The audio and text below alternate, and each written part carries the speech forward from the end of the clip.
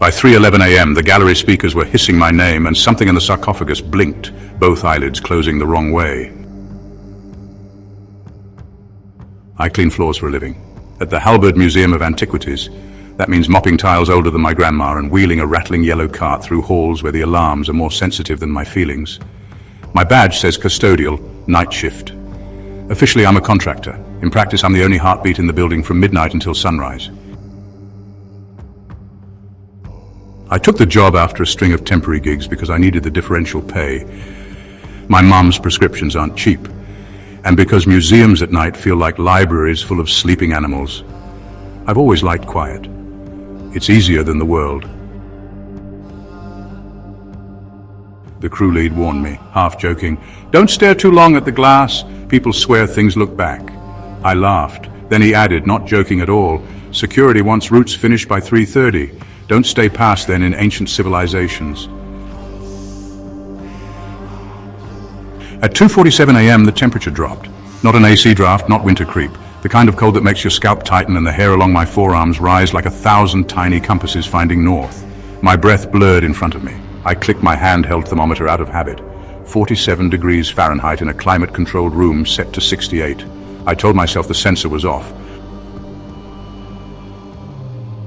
From behind the glass, something exhaled. I turned. Gallery 4, Devotional Objects of the Dead. A row of funerary masks gleamed like coins at the bottom of a black well.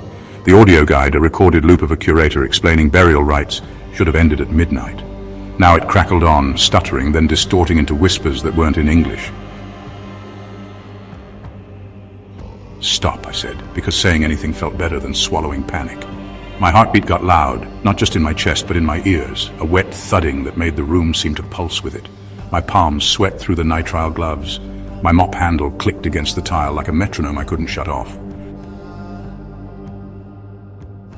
I shouldn't have stopped at the coffin, but I did. It wasn't wood. It was polished stone, veined like pale meat. The placard said it housed a non-royal priestess, 3rd dynasty, and used a word I'd only ever heard in crossword puzzles, cenotaph, a tomb without a body, except I could hear breathing inside, ragged, thick, too slow to be human. My phone camera opened by itself. I didn't touch it, it just bloomed into life in my hand and turned to selfie mode. Over my shoulder in the screen's reflection, the sarcophagus lid shifted the width of a fingernail. The gallery lights dimmed, not evenly, one by one, like a ripple. The last to go was the one above me. As it fizzled out, something tapped the glass behind my head. 3 taps, slow, patient. I pivoted. My reflection was there, me in a museum polo, faded tattoos peeking from my sleeves, the face I carried, tired and younger than my worry, but it wasn't me exactly.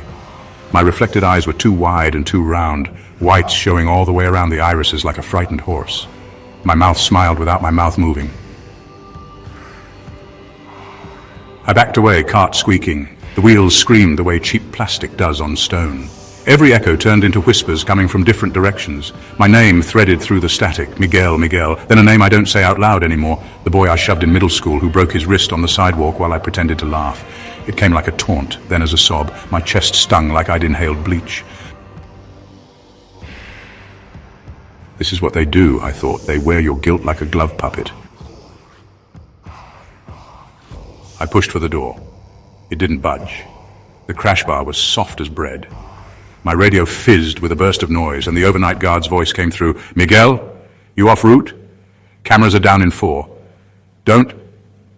The rest just melted into static. I tried the service corridor, locked, tried my keys. The ring felt warm, the only warm thing left, and then cold again, like someone else was holding them. When the lid slid, the room got very quiet. It didn't lift cleanly, it juddered like a stubborn tooth. The sound of stone on stone is worse than nails on a chalkboard because you can feel it in your molars. A hand with too many joints unfurled over the lip, palm first, like a blind thing reading Braille. The skin was the color of old paper, veins dark as ink stains. Each finger bent the wrong way before straightening. I don't remember making the decision to hide, only the moment my body found the only shadow in the room that felt like mine. Between a column and a display of clay amulets. I held my breath until black snow flashed at the edges of my vision. When I inhaled, the air tasted like pennies. climbed out. The head was wrapped, not in cloth, but in something that looked like thin, slick skin, stretched tight over the skull, wet in the light. No nose, no ears. Where the mouth should have been, the flesh was seamed shut like a scar.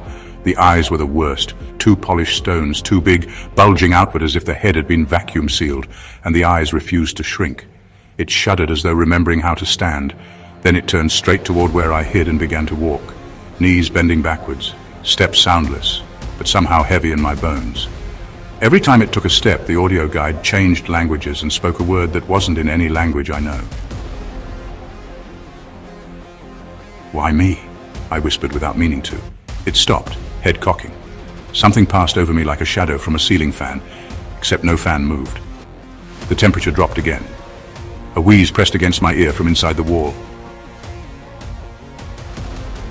I had a thought then, ridiculous and simple. Apologize. For what? I muttered. It didn't matter. I began to whisper apologies. To the boy with the wrist. To my mom for the time I went 2 days without calling. To the woman I ghosted sophomore year because I didn't know how to say I was terrified of liking someone. I apologized to the tile for every time I cut a corner. To the dead for mopping around them like they were furniture. The creature leaned down until its wet seam mouth was inches from my face. I could feel cold radiating from it, a cold that smelled like wet limestone and sleep paralysis. My scalp tightened so hard my eyes watered. The hair at the nape of my neck pricked with pain. And then it breathed in.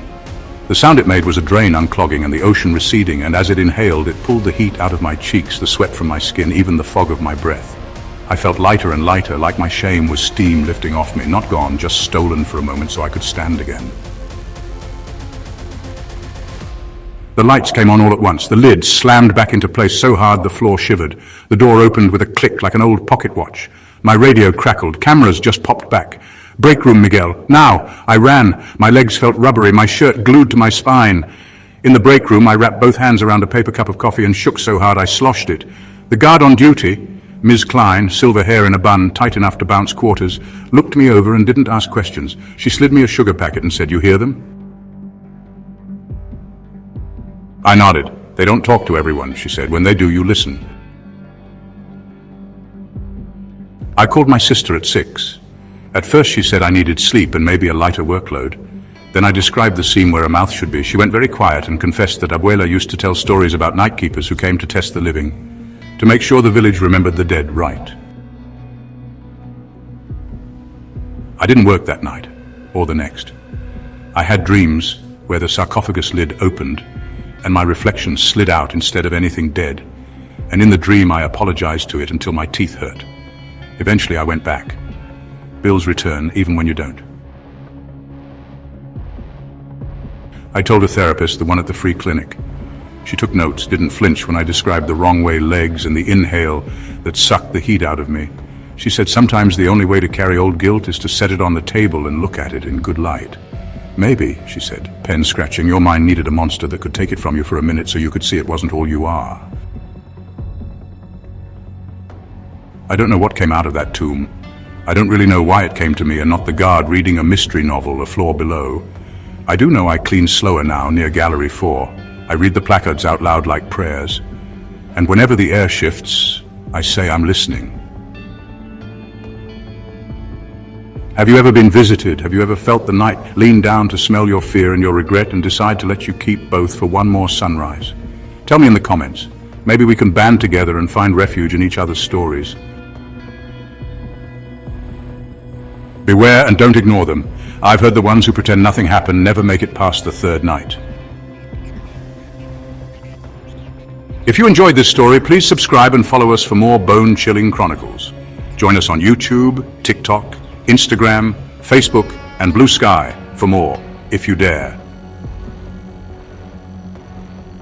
If you enjoyed this story, please subscribe and follow us for more bone-chilling chronicles. Join us on YouTube, TikTok, Instagram, Facebook, and Blue Sky